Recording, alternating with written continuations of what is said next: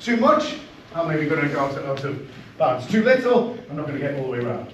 So just try to have that refined movement within your kind of tool bag of training methods. Understand? Awesome. Any questions? So I'm assuming since I'm seeing you do it, it's not cheating, and you actually want this. You said you don't want to lead sort of up here, but you actually are starting with a rotation this direction to get this to come around to some degree? Yeah, like what you mean? I'm loading this leg, and then I'm going to keep that load right the way around. Okay. Yeah, but like, you know, yeah, it's a connection exercise. It's building connection rather than anything else. So however you do that, think about that connection through your thigh muscle. Yeah, that's what I'm really trying to get to. Okay? Pair up! One person do it, one person catch them when they fall. I'll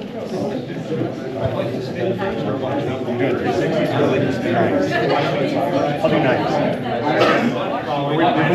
I think one of us is watching, so I'll go first.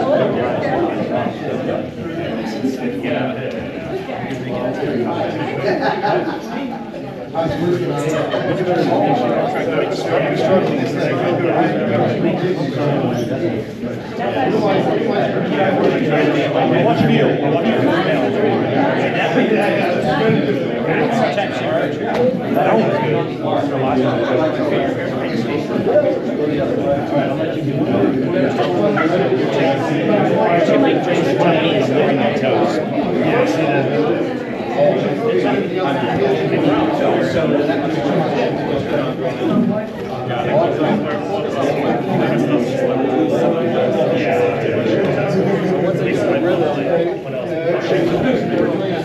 Wrong way around. So your back is like so if you want to reset this way, it's going to the steps to get back to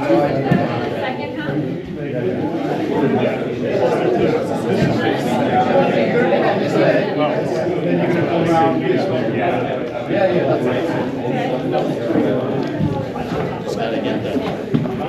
this is, okay, first thing. Your pivoting on your heel is a consequence of the things I'm asking you to focus on, not the thing I'm asking you to focus on. Like that's the superficial thing that I can pinpoint and say, look, if this isn't working, then maybe you need to build on connection more. But this superficial heel pivot is not really what I'm asking you to do. I'm asking you to do lots of things. Mostly keep your center straight. Keep your center line straight. Move from your center point and connect your torso to your stance through your inner thigh muscle. And engaging that the right amount in order to superficially produce a heel pivot. If you were going the opposite way, so if I was going to go this way and I still incorporated all those elements, then I pivot on the ball of my foot. But if my back is leading the way and I incorporate all those elements, I pivot on my heel. And I want you to get to the position where the connection is the important thing, and then that's a consequence of that. But it's just a good tell. Do you understand?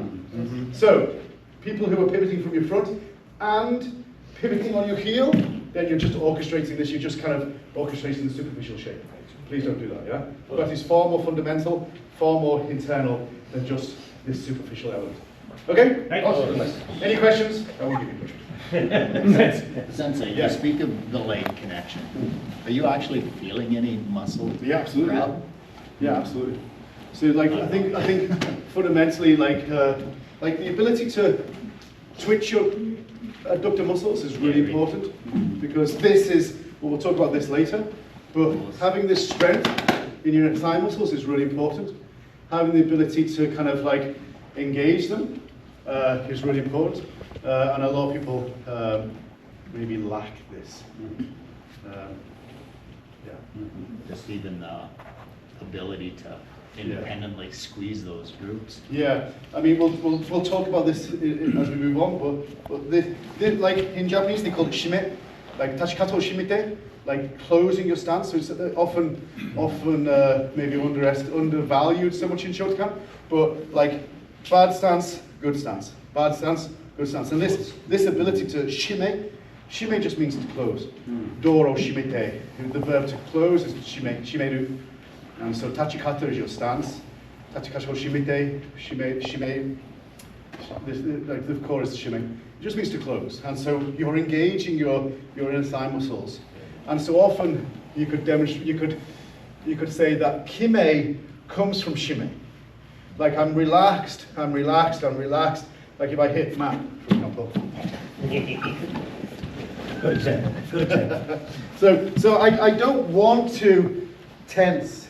Really, it's not quite this, but I have a sense that my tactile response of making that produces a closure in my stance, a foundation in my stance, which then leads to my lat, which leads to my forearm, which then produces this impact.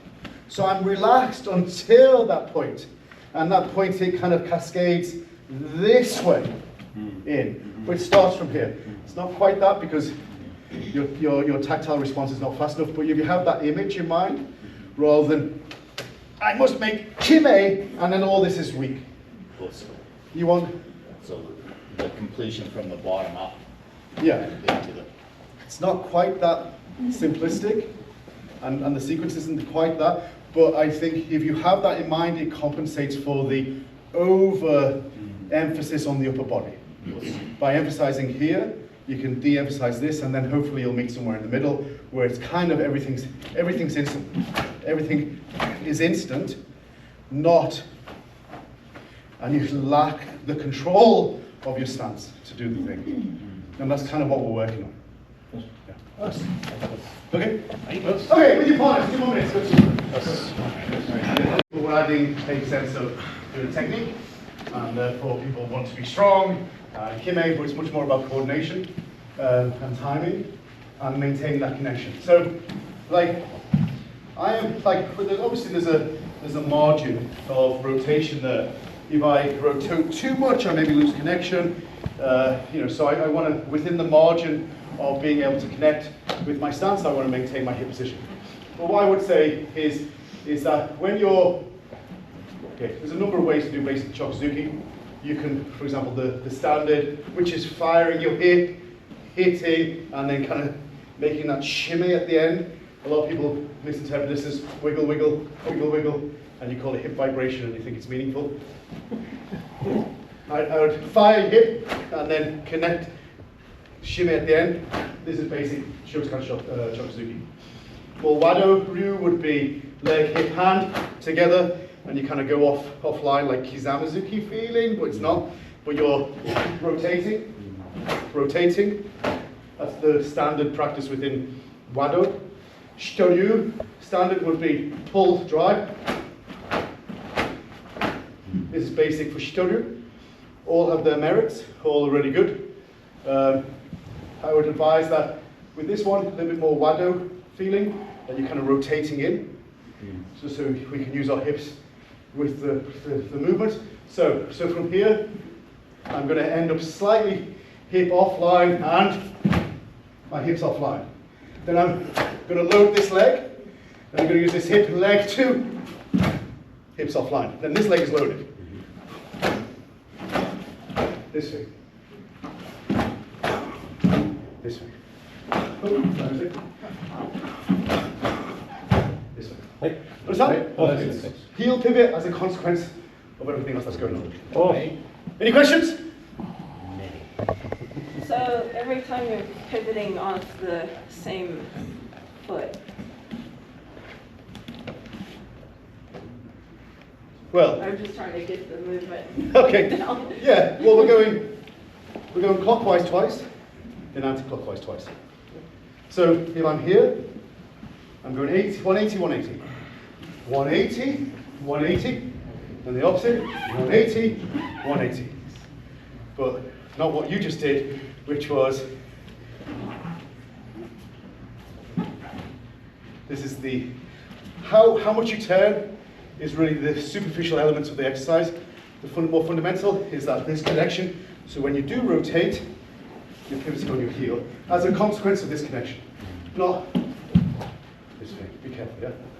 This is the point of what we're trying to get to.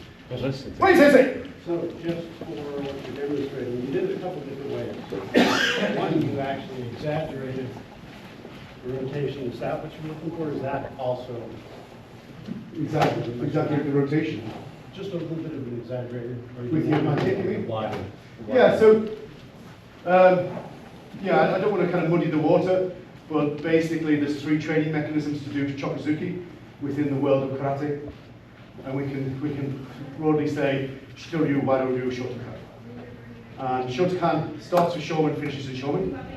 But we have this firing reset. Fire, reset. Fire, reset.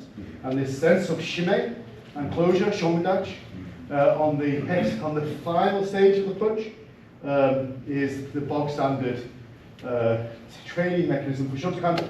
And you can relate that to kind of, Oizuki, where you're shomendachi, and you're finishing your shomendachi with that shime. Wado-ryu would be more leg, hip, hand firing together. So now my weight's on this leg more, and I'm going to use that weight and that hip to produce that. And that you can consider that maybe like Kizamizuki feeling. And then the third one is this Shitoryu, which starts in Shomen and finishes in Shomen. And I isolate my lower body, not my hand. So my hip moves back, and it kind of comes to hip and elbow. And then from that point, I fire this hand out. And you can relate that to maybe Gakuzuki feeling. But with this exercise, specifically Wado-ryu feeling, so we're loading the leg. So from here, this leg is loaded. I'm going to keep it there, and I'm going to fire it. I'm going to rotate and fire it in. So this leg is heavy, change. This leg is heavy, replicate this heavy leg. Okay? Go for it! 2 minutes. With these big exaggerated movements, as soon as we kind of, shave a bit off, and it becomes more nuanced, then we move with far greater efficiency, far greater power. Just like the sprinter, if he runs fast, she runs fast with the parachute on the back, you take that parachute off, there you go. Do you understand? Don't think that parachute is required to create speed. I mean, nobody would think that. Nobody would think that the only way to run fast is to have a parachute on your back. That's insanity. But how many people think, in order to create power, you must make a deep stance? In order to create power, you must have full hip rotation and full extension. It's rubbish, nonsense. You're going to punch someone, you're going to punch someone in that middle third. Watch Mike Tyson, not Mike Tyson, but like some great boxer, they're not knocking people out on the full extension of the punch. Boom, they're right there in that middle third, where the muscle is the strongest, it's most explosive, and the connection is the best, strongest. Yeah, but those Shotokan people think, oh, this is the way, this is where you create maximum power, right to the end. Well, I presume you're going to be punching air there, if that's what you think. Because you punch something or someone, you soon realize that that's not strong. It's not weak, but it's not strong. Okay? Okay, a couple more and then we'll move on, yeah? Okay, so, make stop. Okay, nice, relax, just rotate and block. Okay, inner thigh muscle, squeeze and block. Okay, in, knee, san, shi, go, ro. Okay, how do I change that? Now this is not an exercise about how fast you can do stop. This is an exercise about how well you can maintain connection through that movement. Understand? Okay, itch. Like inherent within the Japanese language, everything is a verb. Shito, okay? Shito, of course we know what shito is. This sword hand, not knife edge, but sword hand, sword arm, should I say. And uke is ukeru, ukemasu, to be receiving. It's always ing. If you think it's knife hand block is a noun, it's a shape, it's a thing, it's static. Okay, so, well, the classic example, what's this? You all say Gakuzuki, I say, no, it's not. And then I say, what's that? You go, oh yeah, that's Gakuzuki. Karate is movement, it's not the shape. This shape is the ghost of what I've just done. Okay, not the karate itself. So, from here, I am trying to create this correct movement. So I'm rotating, blocking. Rotating, blocking. If you're, well, that was a quick block. No, it was a quick shape followed by another quick shape. Right. But it was a horrific movement. Do you understand? So, inner thigh muscle connection, hip rotation, pec squeeze, squeeze, release, squeeze, release, squeeze, release. And then from there, maybe you can refine that a little bit more to become faster, but don't just take a shortcut in time. Do the time. Yes, I did. Any questions? Yes. I'll get you to do push-ups before the other So, watching you, again, it's not like you take this fixed structure and just let the whole structure rotate through with your leg open. You're actually pulling in Yeah. and then rotating it. Yeah. All right. That was the question. Well, I was just confirming from what I saw what you were doing, because I was apparently doing it wrong. Yeah, so I have this sense of open, close open. This fit. That was the question. That's the question, It's yes. close, is it close at top and close at bottom Yeah. at the same time? They are synchronized. Close, open. Close, open. And through that exercise, I'm trying to maintain this connection of foot, knee, hip, shoulder in line. Now there's a point where you'll break that as this foot finishes, and I still maintain this connection. I don't allow my knee to collapse, of course, and maybe I allow my hip to rotate slightly in, and then I get a sense of driving and cutting in with my hip. But I'm trying to maintain that connection right through the movement. And really my weight here is still going to be there as I turn. It's not a big motion. This. But you initiate the power of the turn from the squeeze and then the open of your Well, leg? you can't really, I wouldn't really necessarily separate it because there's lots of elements. But primarily, this front foot push is what's kind of initiating it. Hip rotate, squeezing, at the same time, open. So almost a push from the floor? No, definitely a push. Okay, Like, you know, I've got connections to the floor, I'd be a fool not to use that. I see. But because most of my weight's here, I don't need much to initiate To it. get it going, because you've already Yeah. taken all the weight off of that. Yeah. Thank you. So that was going to be my question, so I have to get it in my head. Is it like a 10% to a 90 to squeeze it? Again. I'm sorry to put a number on it, but That's out of I'm my trying to head. think. It's a push, but it's Yeah. also a squeeze. It's more squeeze than push, obviously, right? Well, maybe. Yeah, maybe. I mean, probably the worse your stance, the worse someone's stance, not yours specifically, but like the more weight center that you are, so like it's like a kid with your foot turned out, the more able you are to push, so the more it will be a push. The more openness is, the less able maybe you are to squeeze. But ultimately, you will push 100% of what you can push, and you'll squeeze 100% of what you can squeeze. That is the answer I was looking for. That's good. That's what I needed to know. Yeah. What's the difference between firing your abdominal muscles as opposed to like collapsing your knees together? What differently? I think the part of the same thing. I think, like, of course you can do an isometric tension without, but ultimately that turning in and your hip flexors and everything that's pulling your legs in is part of the whole movement. I mean, you know, you've got people who are far better at talking about physiology in this room than me, so I don't know. I know what I'm doing, I can describe it, but to give it pinpoint accuracy is not my thing. Sorry, ask Jamie.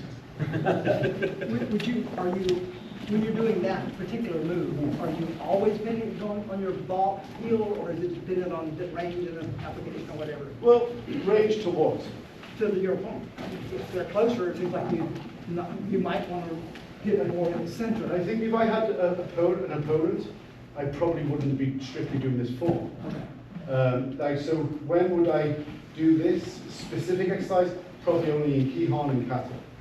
And therefore, as a result, I'm trying to do it in the strictest possible way that gives me the greatest training. So Kihan is training mechanisms, right? Like no one thinks that you're going to necessarily, okay, I'm ready to be attacked now. Nobody thinks this, right? Kata, of course, kata is multi-layered. And I often think kata has three basic meanings in Japanese. We always translate it to form, but it also means law, as in law and order. It also means mold. And I always translate it to mold. What am I putting into today's kata mold to decide what I want to get out? So you have, the mold of the karate competition statues, right? Are you going to put, plaster of Paris in that? Well, that's what you've got.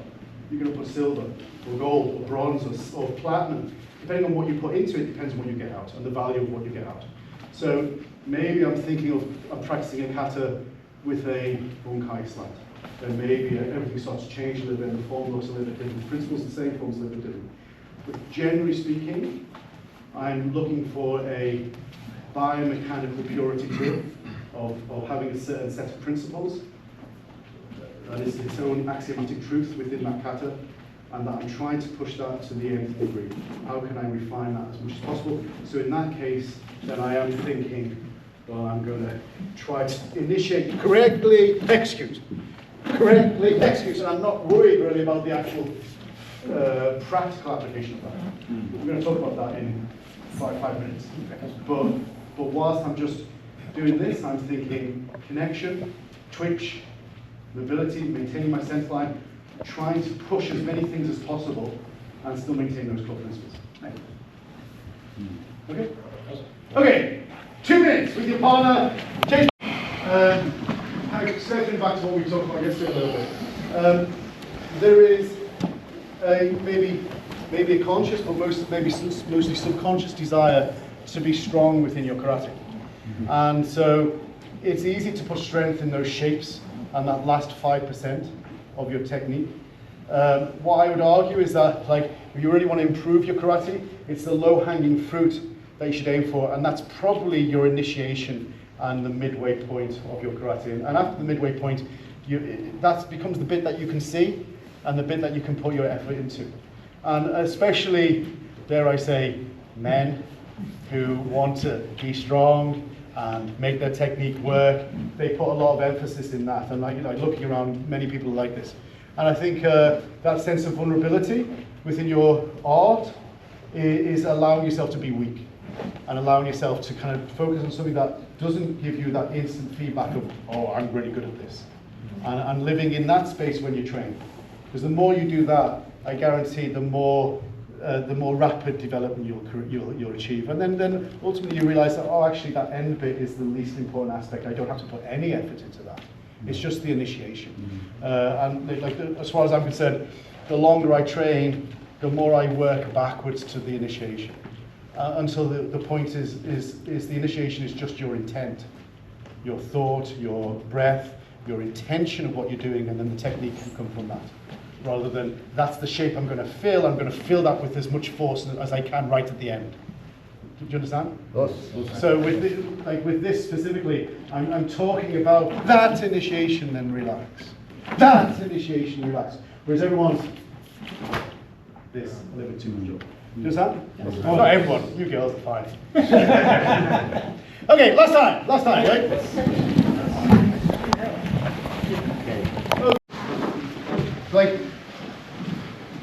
Okay, so let me just sort of say my idea.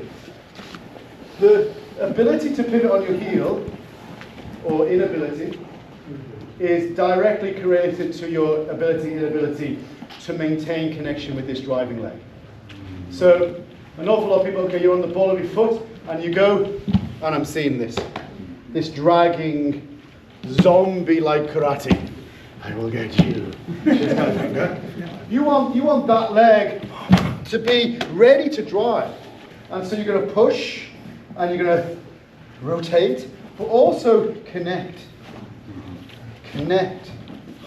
So that when you come to this point, that leg is far from being dragged behind you. It's already there, ready to do something else. I mean, we're not doing anything else, but it's there. Do you understand? So I want you to think about the work that you've just spent the best part of an hour doing, which was this connection exercise, and then use this connection in a functional way. And the functional way is moving smoothly. Now, there are, anybody from the JK? Hardline JK? Not hardline. Okay, you're like that, so definitely not hardline. So JK, dogma, because it definitely is dogma, is that you must pivot on your heel.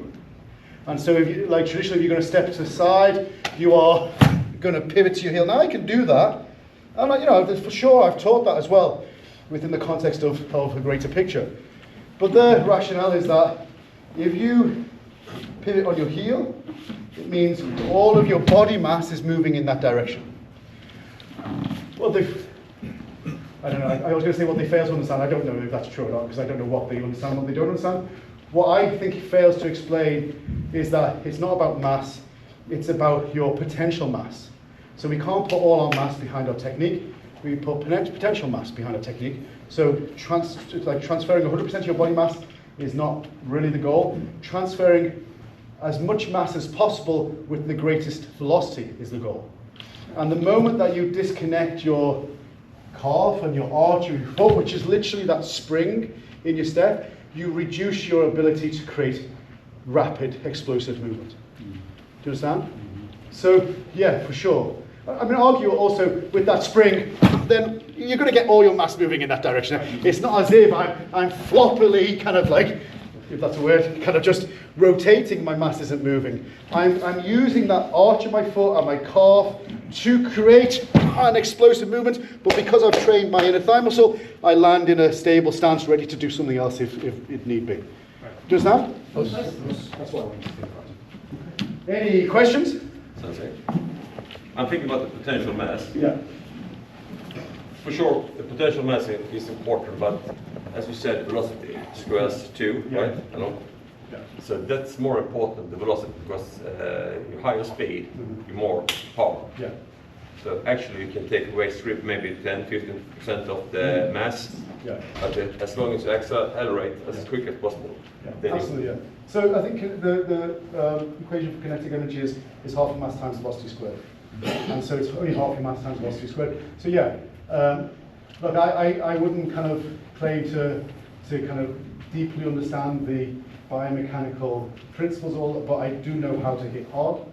And I know that for sure creating that explosive speed is the key to hitting hard. Whether it's short distance like Steve Sensei was teaching yesterday, or longer distance, or you're transferring mass and then hitting, whatever you need to do, it's that explosiveness that you can try to create. That's the key. So yeah, do that. Okay? Yeah.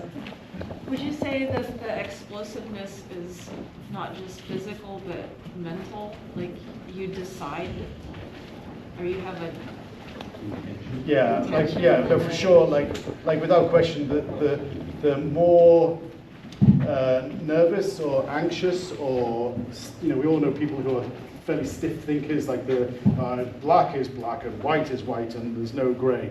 Those type of people, like, often transfers to the physicality as well. I don't know. I have a few friends who are really kind of binary in their thought process, and they're the stiffest people I know.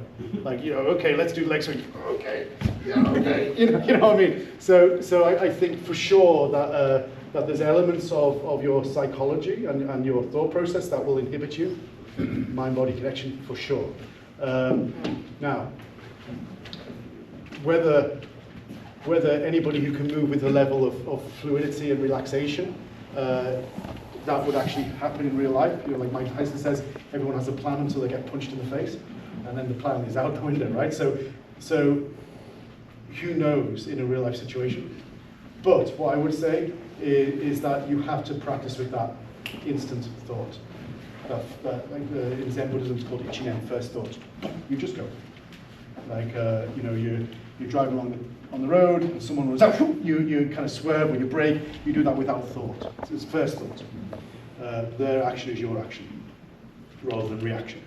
And so yeah, you should practice that in your karate for sure. We have an instructor within the HDKI who is an amazing Zen master. And he talks about this an awful lot, so it should be part of your training process. Yes. Okay. With your different partners, just try punching side to side. Don't punch anyone. Push to the side, of course, in that position. But how more efficiently? How can you do with better efficiency than this position? You're already in flux.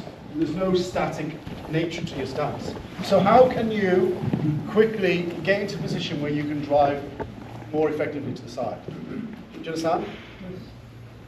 Yes. Anybody else understand? Yes. Anybody not understand? It's a question, and I understand the question. Okay.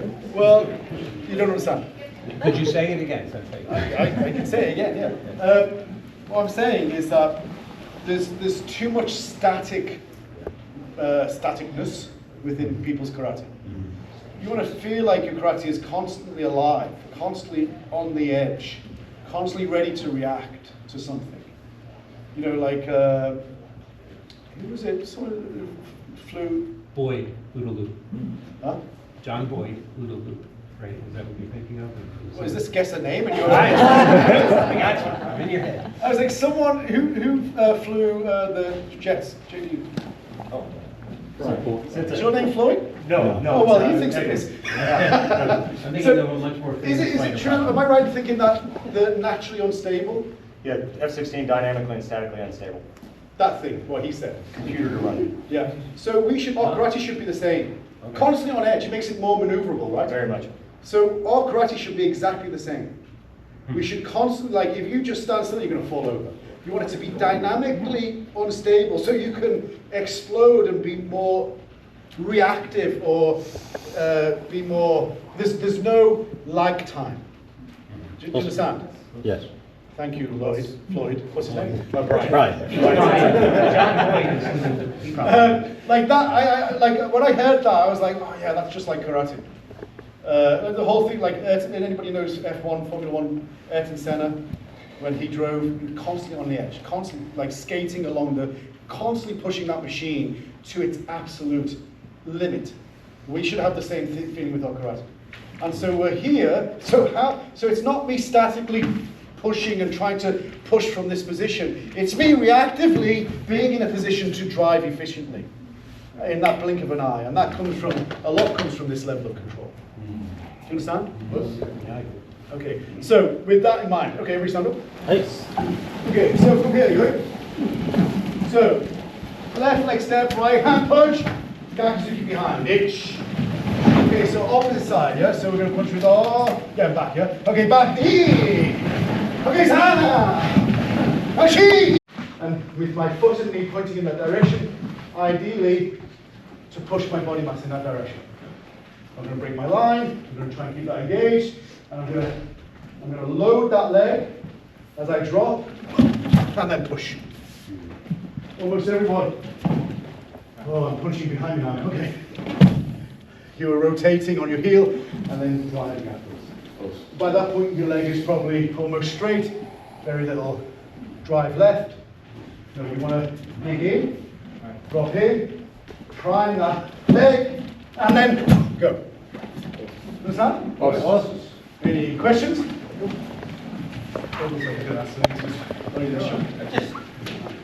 trying to get past it. We're not pivoting, we're planting the foot in a different place during it. It's like it's almost like a hop, skip, and a jump, not a hitting up. Yeah, but what I don't want you to do is replicate that point. That is one point within the transitional movement. And as that foot plants, that leg is probably off the ground. So I produce kind of almost like a plyometric drive. Okay. I can't really slow down. Yeah, I wish I could see it. Yeah. No, I can't. I'm sinking in and down. I'm going to use that dropping of my mats into my back leg, which is behind my mats, and I'm going to use that to explosively arm drive forward, whilst containing connection, so I'm not dragging my foot behind. With your partners, go! Okay, who runs for the bus often? America, we don't take it, boss. What are you talking about? Imagine you're like, anybody got any friends? Anybody with hand? You got friends? Imagine your friend shouted you, okay, and they're behind you. You're waiting for them. And quick, come, okay, I'm coming. You would do that without doubt, naturally. If you wanted to start quickly, you would drop your weight, you would turn, you'd plant that foot, and you'd spring and you'd start running. Yep? That's all we're doing. The problem is that we spend so long pressing Kihon, we forget what's natural. And then you find it very difficult to put the lessons and the connections and the explosiveness that you've developed in Kihon back into natural movement. Like that's the the Zen circle. Yeah, like you start from naturalness, and you go through that kind of ordeal of like enforced shapes, exaggerated shapes, and you develop and you get good at them, and then most people stick at that. Well, I'm good at something. I'm going to stick at this. I have a position. I have rank. I have status. I'm going to stick with this. And even worse, I'm going to enforce it to everybody else, not their shapes, but my specific shape to elevate my status. But really, people have missed the point. Then once you've got that, then you throw it away, and then you go back to naturalness again. And it's this constant cycle of enforced shape, naturalness, enforced shape, naturalness, and hopefully you can spiral up and up and up and up and get better and better. But don't stick with that dogmatic shape. Like if I before we did this, if I got everyone to line up there, facing that way, and say, okay, the first person to touch the banister, I buy a pint for this evening, then boom, you'd be gone. And I guarantee everyone would be running in that manner. Do that with karate. Do you understand? Okay, 1 more minute with that, and then we'll move on. Okay, go back. Okay. I want you to run to here as fast as you can. Ready? When I say start. Okay. Go! Terrible. Go back. Mike, join in. Race. Hang on, man. Okay. No cheating. Go! Oh, okay. Again. Much better, both of you, right? Just a little bit of healthy competition, that's all you need. Okay, watch their feet,